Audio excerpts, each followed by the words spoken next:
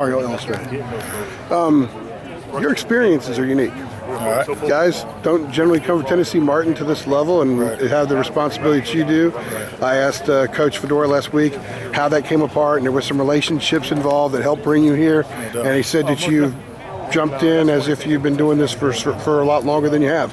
What is it about you that's helped you make this transition so smoothly? I think it's a credit to the guys, the coaches that gave me an opportunity. When it comes down to it, being able from Arkansas Tech to Arkansas State to Ole Miss, those guys really allowed me to do exactly what I needed to do, throw me into the fire and let me learn, and then teach me when I made a mistake.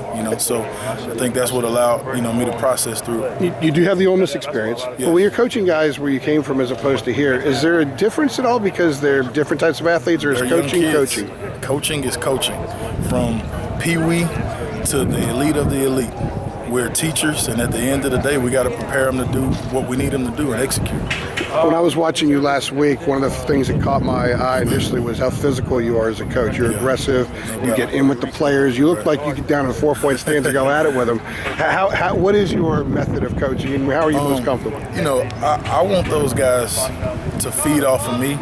I think practice is one of the biggest things that we need to prepare us. And sometimes those guys hit that brick wall, and they need to be able to look to me and say, hey, Coach Scott being a strong link right now. Sometimes you'll see me wearing a link on my chest to symbolize to those guys, don't be a weak link. Train to the standard, not the time. So, that's what I think that's what fuels me. They see that, and it fuels them.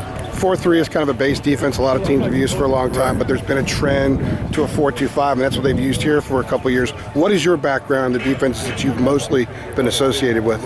Everything from 4-2-5 to 3-3-5 to 3-4. I've done it all.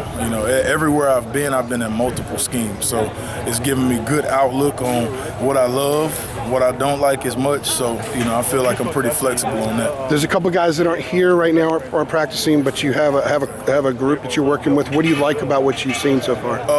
The attitude towards work, and the guys want to learn. That's one of the biggest things. Some of the guys might be a little bit more limited than others, but they come to work every day. And at the end of the day, that's all I can ask for. I'm going to give you a couple of names. Just tell me what comes to your mind right away. DeJuan Drennan. DeJuan Drennan, the guy that's trying to work to get better, to be the best every single day. Fascinating athlete, isn't he? No doubt. And the biggest thing with him is making sure that he continues to see his resume on film. That's the biggest thing. He has to keep on keeping on so that we can see it, so he can reap the benefits of what he's putting in. A guy a lot of Carolina fans aren't familiar with, but they probably will be in the fall, Jeremiah Clark. Jeremiah Clark, I'm excited about him. As you can see, he makes me smile just because he has so much potential. And the biggest thing that we got to focus on with him is continuing to strike, be physical, footwork, have great eyes. I'm really, really excited about what he brings to us. He has a great attitude towards work as well. How about Junior Nakande? Junior, nasty freak, just athletic guy that can play a lot of different things for us. Has a great motor to be as big and as much as he weighs. Has a good motor, runs around, and I'm really excited about what he's going to bring to us. I think he's going to be able to help us out. I'm not going to do the whole roster. I'll do two more guys. Jesse Rogers. Jesse Rogers, very excited about what he's bringing. He showed really good leadership throughout this spring, and what I've seen from him, he's been the one that's really taken to the technique.